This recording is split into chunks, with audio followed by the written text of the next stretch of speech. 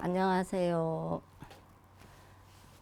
복료관 첫 번째 시간에는 우리가 복료관 스님이 관음 신앙을 접하게 된 계기, 그리고 근대 제주불교 최초 비구니 탄생까지 이야기했습니다.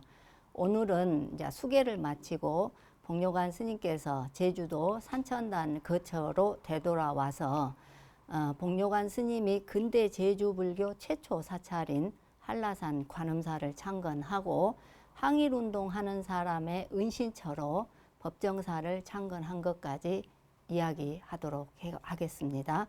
해남 대흥사에서 이제 승려가 된 복료관 스님은 산천당 거처로 되돌아오죠. 그때가 1908년 1월 5일입니다. 제가 지금 말하는 건 전부 음력입니다. 그때는 이제 음력을 쓰던 시기잖아요.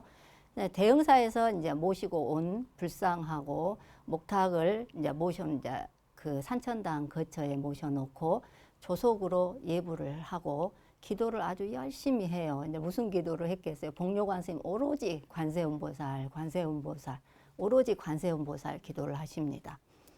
그리고 이제 1908년 4월에 근대 제주불교 역사상 최초로 부처님 오신 날 행사를 무사히 거행합니다. 그런데 이건 아주 역사적인 순간이에요. 200년간 지속되었던 제주불교 암흑기가 마침내 끝나고 근대 제주불교 역사의 첫 페이지를 쓴 것입니다. 이 행사를 마치고 이제 며칠이 지나니까 아주 이게 문헌에는 한 500명 정도가 몰려왔다 이렇게 말을 하는데 이건 좀 부풀려진 것 같고 산천단에 한 500명씩 막 있을 만큼의 그 정도의 그 장소는 아니거든요. 근데 그만큼 이제 많은 사람들이 몰려왔다 이제 이 말이겠죠. 몰려와 가지고 뭐라 하냐면 이런 물건을 이대로 내두면은 세상 사람들을 미혹하게 해서 세상을 어지럽게 하고 반드시 큰 화를 불러올 것이니 이거를 제거해야 된다. 이렇게 하면서 초가집 안에 있는 복료관 스님을 두고 밖에서 불을 질러 버립니다. 집 안에 있던 복료관 스님은 어떻게 했겠어? 이제 허둥지둥 뒷문으로 이제 빠져나와 가지고 한참을 이제 걸어가다 보니까 한라산 백록담 밑에까지 가 있었다고 그래요. 어느덧. 거기서 이제 7일간 아무것도 먹지 못하고 막 기진맥진한 상황에서 내가 중생제도를 하려고 승려가 됐는데, 스님이 됐는데, 이렇게 중생제도를 하지 못할 바에야 죽는 것만 못하다. 이렇게 혼자 대내면서 걷다가 발을 잘못 디뎌가지고 낭떠러지로 떨어져 버려요. 낭떠러지로 떨어져 버리니까 기이하게도 떼까마귀가 수천 마리가 몰려와가지고 복료관 스님 입고 있던 그 까만 장삼을 막 쪼고 하고 복료관 스님 얼굴을 쪼고 막 신체를 쪼아가지고 정신을 들게 했다고 그래요. 그러니까 이제 복료관 스님이 정신이 들고 보니까는 당신 옷에는 이제 막 떼까마귀가 쪼아가지고 구멍이 뽕뽕뽕뽕 이렇게 뚫린 거예요. 그러니까 이 떼까마귀가 복료관 스님을 이제 명을 구해줬다는 이 이야기도 아주 제주도에도 많이 이게 회자되는 이야기 중에 전설 같은 이야기입니다. 그런데 훗날 이제 복료관 스님이 이제 포교를 위해서 창건한 성내 포교당이 있습니다. 이제 한 복판에 있거든요. 근데 거기에서 공부를 하던 이제 제주대학교 교수를 역임했던 진원일 스님과 또 그 스님하고 같이 공부했던 청년이 있었다고 그래요. 근데 이제 복료관 스님이 이제 포교당을 중심으로 서쪽 집이 있고 동쪽 집이 있는데 이제 동쪽 집으로 이 두 사람을 불러다 놓고 이 복료관 스님과 떼까마귀 이야기를 한 다음에 괴짝에서 까만 장삼을 꺼내더라는 거예요. 복료관 스님이 그때 입었던 까만 장삼을 꺼내가지고는 보면서 이 장삼의 구멍들이 수천 마리의 떼까마귀가 뚫어놓은 구멍이다 이렇게 말씀을 하시면서 죽음을 피할 수 없는 지경에 빠져봐야만 다시 살아날 수 있다는 말이 이걸 두고 한 말이 아니겠느냐 이렇게 말씀을 하셨다고 해요. 죽음을 피할 수 없는 지경에 빠져봐야만이 다시 살아날 수 있다라는 이 말은 그동안 복료관 스님이 겪은 핍박이 어떠했는지를 말해주는 말이고요. 또 복료관의 인생관이기도 합니다. 복료관과 떼까마귀 이야기도 진원일 스님이 글로 남겨놓지 않았다면, 또 진원일 스님이 그때 있는 스님들하고 같이 공유하지 않았다면 이것도 이제 전설 같은 이야기였을 건데 이게 실제로 있었던 상황이라는 겁니다. 때마침 이제 산천단을 지나가던 노인이 복료관 스님을 보고 산천단으로 내려가 보라고 그래요. 그러니까 산천단을 거쳐서 한라산으로 가던 노인이에요. 그래서 이제 복료관 스님이 이제 구멍 뚫어진 이제 꿰맬 뭐 도구가 없잖아요. 바늘도 없고 실도 없고. 그러니까 뭐 구멍도 한두 개 해야지 꿰맬 수 있죠. 그래서 그 옷을 그대로 입고 산천단을 내려왔다고 그래요. 산천단을 이제 내려와서 보니까는 운대사라는 스님이 복료관 스님을 기다리고 있더랍니다. 그러면서 운대사가 하는 말이 그대를 찾은 지 오래되었는데 다행히도 오늘 만나게 되었다. 이렇게 하면서 걸망에서 가사를 한 벌 꺼내서 복료관 스님한테 드렸다고 그래요. 이제 복료관 스님 이때가 언제냐면은 1908년 5월 단오날입니다. 이 복료관 스님 생전에 이때 가사를 준 운대사가 처음 만나본 거예요. 복료관 스님도. 그래서 이제 더는 만나질까 하고 봤는데 그 후로도 한 번을 더 만나보지를 못했다. 이제 복료관 스님은 이렇게 말씀을 하고 계십니다. 가사를 이제 산천단에서 받은 복료관 스님은 제주도에 사찰을 건립할 결심을 합니다. 그러니까 운대사가 복료관 스님께 드린 가사가 근대 제주불교 최초 사찰을 건립하겠다는 결심을 하게 한 거예요. 이것도 아주 역사적인 순간이라 하면은 역사적인 순간이죠. 그래서 이제 복료관 스님은 관음사를 이제 관음사는 아니죠. 사찰을 창건하겠다는 결심을 하고 어디를 가냐면 백록담 밑으로 이전에 7일 동안 있었던 거처로 다시 갑니다. 다시 가서 100일 관음 기도를 해요. 거기에서 이제 거의 100일 관음 기도가 끝나갈 무렵에 한라산에 막 불이 나가지고 복료관 스님한테 그 불길이 확 들이닥쳐서 깜짝 놀라서 눈을 뜨면서 한 소식 했다. 이렇게 말씀을 합니다. 눈을 떠서 보니까 불은 온데간데 없고 관세음보살 기도의 가피였다는 겁니다. 그래서 관음정진 기도로 이제 깨달음을 체험한 복료관 스님은 누가 와서 복료관 스님 앞에 와서 거짓말을 하잖아요. 그러면 왜 거짓말을 하냐고 아주 대차게 꾸짖었다고 해요. 그래서 복료관 스님 앞에서는 누구도 거짓말을 못했다 이렇게 합니다. 또 복료관 스님 대흥사에서 있었던 일인데 복료관 스님께서 이제 대흥사 볼 일이 있어가지고 대흥사를 가셨어요. 가셨는데 갑자기 거기에서 그러더래. 제주도 관음사 간장을 도둑놈이 지금 다 훔쳐가는데 아무도 모르고 있다 이러시더래요. 갑자기 일을 보다가. 근데 같이 수행했던 사람이 이제 이상해가지고 이제 그 복료관 스님이 그 말씀을 하시는 날짜하고 시간을 적어둔 거예요.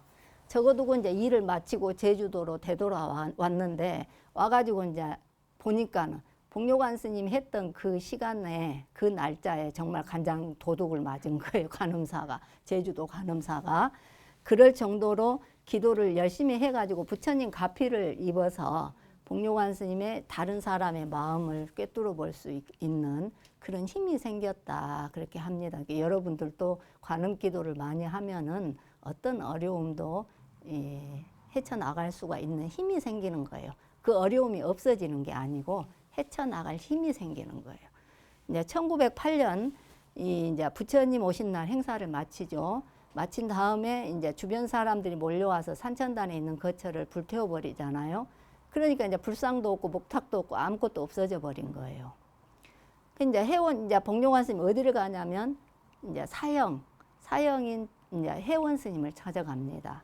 해원 스님을 찾아가니까 이제 해원 스님이 보시금하고 이제 불교 의례에 필요한 모든 것들을 챙겨가지고 복료관 스님을 주어서 이제 또 복료관 스님이 이제 그걸 모시고 옵니다. 모시고 와가지고 이제 기도 가피도 입었잖아요. 어디로 가냐면 지금 한라산 관음사에 가면 해올굴이라고 있어요. 그 해올굴로 들어갑니다. 그래서 해올굴에다가 부처님을 모셔놓고 이제 관음 정진 기도와 함께 관음사 창건에 이제 몰두합니다. 그때부터서. 근데 복료관 스님이 관음사를 창건할 시기는 지금처럼 공사 장비가 그렇게 좋지가 않았어요. 그리고 그 시기는 이제 먹고 살기도 힘든 시기고 뭘로 했겠어요. 근데 당신 손으로 돌을 골라내고 이제 그 관음사 터가 원래는 이렇게 딱 다듬어진 터가 아니고 이제 마실 수 있는 물이 있고 다듬어지지 않고 잡목이 우거진 그런 터였어요. 그리고 거기는 사람이 다닐 수 있는 길이 있던 그런 터가 아니었어요. 그런 데를 복료관 스님이 이제 손으로 다 그 터를 골라내고 돌을 골라내고 나무를 자르고 이렇게 해가지고 이제 터를 고르기 시작합니다. 그러면은 얼마나 복료관 스님이 힘이 들었는지 우리가 짐작이 가능하잖아요. 근데 이제 이 이야기를 1989년입니다. 저의 사숙이신 이제 법인 스님께서 저한테 해주신 이야기입니다.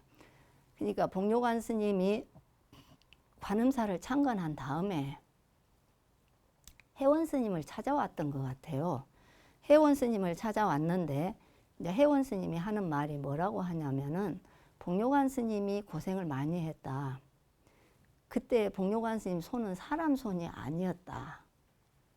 손이 너무 망가져서 마음이 아파서 복료관 스님 손을 그 사형인 해원 스님이 보질 못했다고 그래요. 안 보려고 일부러 눈을 피했다. 그 말씀을 하시는데 이 말을 법인 스님이 저한테 전해 주실 때 법인 스님 눈도 벌개지셨어요.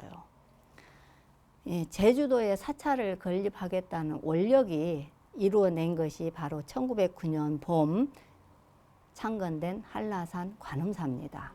근데 관음사는 어떤 모양이었냐면 우리가 생각할 때 요즘 사찰들 가보면 번듯번듯 하잖아요, 아주. 그런데 그런 게 아니고 제주 돌에다가 어옥이라는 게 있어요. 그걸 이제 어떻게 말하면 제주 억새라고 말하기도 하는데 이게 육지의 억새하고는 좀 다르다고 그래요. 이게 어옥하고 흙을 이렇게 버무려서 채우고 돌을 넣고 흙을 버무려 채우고 해서 벽을 쌓은 다음에 이제 지붕은 이제 억새로 지붕을 이은 한 칸짜리 초가집이었어요. 이게 근대 제주불교 최초 사찰 한라산 관음사의 모습입니다. 그리고 이제 그 다음에 이제 지어진 게 뭐냐면은 이제 환자들이 기거할 수 있는 초가집이 하나 지어졌고, 그 다음에 또 지어진 게 승려가 이제 기거할 수 있는 집이 지어졌는데, 이 임법당 한 채가 지어진 그 시기가 언제냐면 1909년 봄입니다. 이게 근대 제주불교 최초 사찰은 1909년 봄에 창건이 된 것입니다. 그리고 관음사 창건은 복료관 스님 혼자의 손에서 이루어진 거예요. 이거는 들려 내려오는 이야기가 아니고 모든 문헌도 그렇게 쓰고 있고 복료관 스님 후손들도 그렇게 증언을 하고 있고 또 복료관 스님과 동시대를 살았던 사람들도 그렇게 증언을 하고 있습니다. 1937년에 이은상이라고 많이 들어보셨죠? 이은상 씨가 제주도를 여행을 가가지고 지은 책이 있습니다. 탐나기행이라는 책인데 그 책을 보면 복료관 스님이 관음사를 창건한 후에도 제주도민들은 복료관 스님을 쫓아내려고 했어요. 그리고 1912년에는 복료관 스님이 돌 팔매질까지 당합니다. 근데 관음사가 창건되기까지 이제 복료관 스님 겪어야 했던 핍박, 또 우리가 복료관 스님 가는 기도를 하는 것을 못마땅해 가지고 복료관 스님을 쫓아내고 또 관세음 보살상을 파손시키고 불태워버리고 또 동네에서 쫓아내잖아요. 쫓겨나와서 새로 간 거처에서 또 거기까지 찾아와서 밖에서 불을 질러서 복료관 스님을 죽이려고까지 했고 또 돌 팔매질을 당하는 이런 수모 속에서도 복료관 스님은 제주도의 부처님의 가르침을 심으려는 노력을 그만두지 않았습니다. 그러니까 종교 문화관의 차이에서 생기는 이 사회적 시련은 도리어 복료관에게 고통에 처해 있는 사람들에게 도움이 되어서 그들을 고통에서 벗어나게 하려는 그러한 의지를 일으키게 해요. 그리고 이 의지는 모든 사람을 차별 없이 보살펴주는 보살의 자비애로 연계가 됩니다. 그리고 복료관 스님이 비양도를 가면서 맞닥뜨린 자연적인 악조건은 복료관 스님이 아픔을 가진 사람들에게 도움이 돼서 그들을 아픔에서 벗어나게 하려는 그런 의지를 갖게 한 밑거름 역할을 한 겁니다. 그리고 승려가 되려는 결심을 하게 되죠. 그런 것처럼 비양도와 산천단은 일반인 안력관에서 승려 복료관으로 시대를 운반해주는 중요한 역할을 한 장소입니다. 관음사는 복료관 스님 손에서 최초 창건된 근대 제주불교 최초 사찰입니다. 그리고 근대 제주불교는 관음사를 거점으로 해서 제주도 전 지역의 세를 확대해 나갑니다. 관음사를 창건한 복료관 스님은 1909년에 7월에 대흥사를 갑니다. 복료관 스님이. 대흥사에 가서 이제 복료관 스님은 또 한 번의 인생의 전환점을 맞습니다. 그게 뭐냐면 항일의병이 참사한 장면을 목격한 것입니다. 대흥사에서. 이 사건의 전말은 또 이렇습니다. 1909년 7월 7일 날 해남 성도안 부근에서 항일의병하고 외적의 싸움이 있었어요. 근데 항일의병의 무기 열세로 인해 가지고 이제 항일의병들이 이제 해남 미황사 많이 들어봤죠. 미황사 쪽으로 후퇴를 하다가 이제 미황사에서 전열을 재정비를 해요. 그러고 나서 7월 9일 날 대흥사 심저감으로 이동을 합니다. 그래 이제 심저감에서 다음 날 전략을 이제 모의한 다음에 이제 오랫동안 이제 피로가 누적이 됐잖아요. 그래서 이제 취침에 들면서 보초병을 세워놔요. 곳곳에. 보초병을 세워놓고는 이제 취침에 들어가죠. 그런데 새벽이 되도록 아무 이상이 없으니까 보초병들도 이제 피곤하니까 이제 들어가서 잠을 자려고 하는 순간에 절 주위에 잠복하고 있던 일본군들이 급습해서 일어난 참사입니다. 근데 그 시간대가 마침 새벽 예불을 준비하던 그런 시간이어가지고 심저감에 계셨던 침허당 스님을 비롯해서 심저감 대중 6명도 일본군의 총칼에 의해서 그 자리에서 다 죽어버려요. 그리고 24명에 넘는 항일 의병도 일본 총칼에 의해서 그 자리에서 전부 다 죽어버립니다. 이제 전해오는 말에 의하면 8명은 또 포로가 됐다고 그래요. 그 8명은 새끼끈으로 움직이지 못하게 일본군들이 묶어가지고 집마람이라고 들어보셨어요. 집으로 이렇게 만들어가지고 사람을 똘똘똘똘 마는 거예요. 말아가지고 산채로 불을 질러가지고 그 8명 포로를 죽여버렸답니다. 상상하기도 힘든 아주 끔찍한 사건입니다. 근데 복료관 스님은 그 과정을 목격한 게 아니고 이 일이 참사가 일어나고 다음 날 심저감에 올라가서 수많은 사람들이 피를 흘리고 죽어 있는 그 광경을 목격한 겁니다. 이렇게 죽은 항일 의병들은 이제 대흥사의 젊은 스님들하고 장춘마을이라고 있어요. 대흥사 주변에 장춘마을에 청년들이 올라와서 들것에 들어다가 장춘교 우측에 보면은 이제 이게 한 바위가 있거든요. 그 근처에다가 이 봉분 없이 평장으로 합장을 했다고 그래요. 다. 2개가 있었던 거는 심저강 식구 하나, 뭐 이제 항일의사 하나 이렇게 했는지 그건 잘 모르겠지만 이제 2군데다가 합장을 해서 묻었다 이렇게 말을 합니다. 복료관 스님이 대흥사 심저감에서 항일 의병들이 참사한 그 장면을 목격하잖아요. 거기에서 복료관 스님은 항일 의지를 다집니다. 그리고 이제 복료관 스님이 그 뒤로 이제 항일 운동 한 걸 보면은 아주 신중하게 항일 운동을 합니다. 근데 이제 제주도에 되돌아왔어요. 복료관 스님 이런 참사를 보고 제주도로 되돌아와서 뭘 하냐면 항일 운동 하는 사람들이 목숨을 부지하면서 할 수 있는 은신처를 찾아다닙니다. 제주도에 들어와가지고 은신처를 이제 찾아다니다가 이제 법정사, 지금의 법정사라고 있어요. 이 한라산에 이제 도순동 쪽으로 가면은 법정사라는 이제 사찰이 있는데 지금은 폐사가 되고 없습니다. 근데 이제 되돌아와가지고 은신처라면 어떻게 해야 되겠어요? 인가하고 떨어져야 되고 왜 떨어진 곳이어야 되잖아요. 그게 찾기가 쉽지가 않죠. 찾았는데 처음에 찾은 땅에 있어 보니까 거기는 사람 손을 타더라는 거예요. 그래서 복료관 스님 더 깊숙이 들어갑니다. 더 깊숙이 들어가서 찾은 곳이 바로 지금의 법정사 터입니다. 그래서 복료관 스님은 1911년에 법정사를 창건하고는 여기에 또 본인이 일정 기간 거주해봐요. 이 안전하지 않는지를 거주해 본 다음에 이제 이게 항일운동 하는 사람의 은신처로 적합하다고 생각을 하고는 이제 1911년에 이제 창건된 그 사찰을 그대로 놔둔 거죠. 그래서 항일운동 하는 사람들의 은신처로 일반인이 다니기 어려운 장소를 선택했다는 것은 복료관 스님이 항일운동 하는 사람들의 인명을 최우선시 했다는 것을 말합니다. 오늘 강의는 여기까지 하겠습니다. 성불하십시오.